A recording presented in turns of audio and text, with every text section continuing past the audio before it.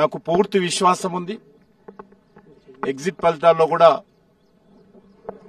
నరేంద్ర మోడీ గారు అద్భుతమైనటువంటి మెజార్టీతో మూడోసారి ప్రధానమంత్రిగా మరి బాధ్యతలు చేపట్టనున్నారు.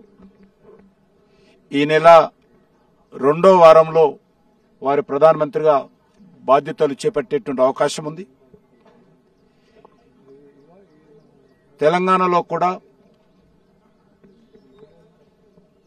మొదటి నుంచి కూడా మేము చెప్తున్నట్టుగా డబుల్ డిజిట్ ఏదైతే 2 అంకెలుగా ఉన్నటువంటి సీట్లు మేము సాధిస్తామనేటువంటి డబుల్ డిజిట్లో తప్పకుండా మాకు పూర్తి విశ్వాసం ఉంది. తెలంగాణలో కూడా నరేంద్ర మోడీ గారు మళ్లీ ప్రధానమంత్రి కావాలనేటువంటి ఆకాంక్షతో ఎదురు చూస్తున్నారు. మొత్తం ఫలితాలు వచ్చిన తర్వాత పూర్తి స్థాయిలో వివరిస్తాం. కానీ ఈరోజు ప్రశాంతంగా కౌంటింగ్ జరగాలని, ఎక్కడ చిన్న ఇన్సిడెంట్స్ లేకుండా జరగాలని కోరుకుంటున్నాను.